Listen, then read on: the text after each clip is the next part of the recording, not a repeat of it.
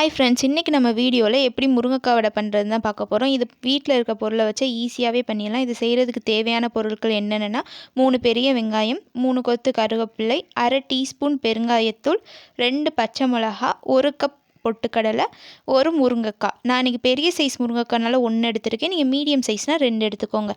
முருங்கைக்காய் வடை செய்கிறதுக்கு நம்ம முருங்கைக்காவை வேக வைக்கணும். அதுக்காண்டி ஒரு பாத்திரத்தில் தண்ணி, முருங்கைக்காய் வேக தேவையான அளவு உப்பு, இதுக்கப்புறம் நான் ஒரு முருங்கைக்காவை பெருசு பெருசாக வெட்டி வச்சுருக்கேன். அப்போ தான் நம்ம வேக வைக்கும் போது அது கரையாமல் இருக்கும். இப்போ நம்ம வெட்டி வச்சுருக்க முருங்கைக்காய் தண்ணியில் போட்டுடலாம். இதை ஃபுல் ஃப்ளேமில் வச்சு நீங்கள் ஒரு 20 நிமிஷம் வேக வைக்கணும்.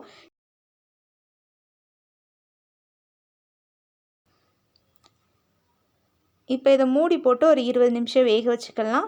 இப்போ முருங்கைக்காய்லாம் நல்லா வெந்துருச்சு. இப்போ இதை நம்ம ஒரு தட்டில் எடுத்து மாற்றி ஆற வச்சுக்கலாம். இதை ஆறிக்கிட்டு இருக்கும்போதே நம்ம பொட்டுக்கல்லையை அரைச்சி எடுத்து வச்சுக்கலாம். இதை நல்லா நம்ம நைஸாக மாவு மாதிரி நல்லா அரைச்சி எடுத்துக்கிறணும்.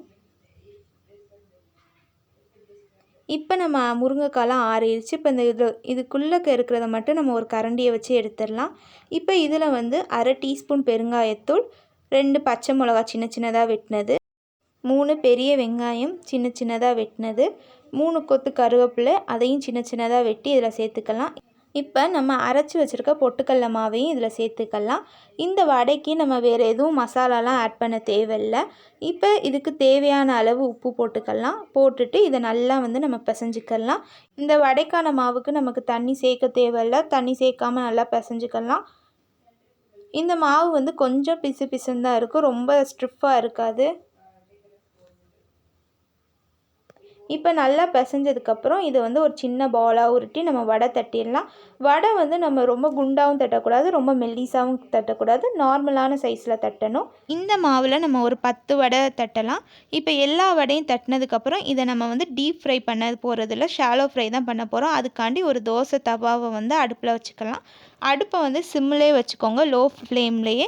ஏன்னா நம்ம இதை ஹை ஃப்ளேமில் சுடக்கூடாது. ஹை ஃப்ளேமில் சுட்டால் வடை வேகாது, சீக்கிரமாக தீஞ்சு போயிடும். இப்போ நம்ம செஞ்சு வச்சுருக்க வடையெல்லாம் நம்ம பேனில் வச்சிடலாம். இந்த பேனில் வச்சோடனே லைட்டாக பபிள்ஸ் வர மாதிரி இருக்கும். அந்த மாதிரி ஸ்டேஜில் தான் நீங்கள் வைக்கணும். இப்போ நம்ம செஞ்சு வச்சுருக்க எல்லா வடையும் வச்சிடலாம்.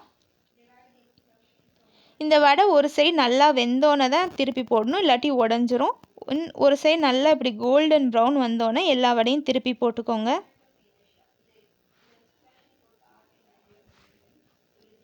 இப்போ 2 சைடும் வடை ரெடி ஆயிடுச்சு. அவ்வளோதான், நம்ம முருங்கைக்காய் வடை ரெடி ஆயிடுச்சு. இது செய்கிறது ரொம்பவே ஈஸி. வீட்டில் இருக்கிற பொருளை வச்சு நம்ம ஈஸியாக பண்ணிடலாம். உங்களுக்கு இந்த வீடியோ பிடிச்சிருந்துச்சுன்னா மறக்காமல் சப்ஸ்கிரைப் பண்ணிக்கோங்க. கூட இருக்கிற பெல் ஐக்கானையும் கிளிக் பண்ணிக்கோங்க. இதுதான் என்னோடய ஃபஸ்ட்டு வீடியோ. இந்த வீடியோ உங்கள் எல்லாருக்கும் பிடிச்சிருக்குன்னு நினைக்கிறேன். தேங்க்ஸ் ஃபார் வாட்சிங்.